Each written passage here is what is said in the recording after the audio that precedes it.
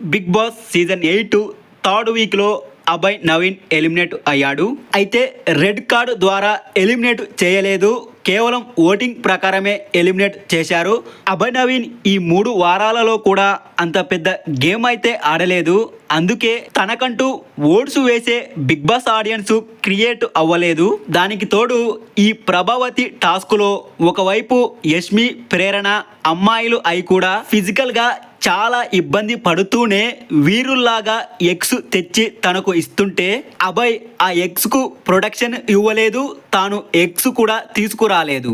దానికి తోడు టాస్క్ ఆడుతూ ఎగ్స్ తీసుకువస్తున్న వాళ్లకు సపోర్ట్ గా ఉండి ఎంకరేజ్మెంట్ ఇవ్వకుండా వాళ్ళను డిస్కరేజ్ చేశాడు. అలాగే బిగ్ బాస్ ను కూడా చాలా మాటలు అన్నాడు, తిట్టాడు.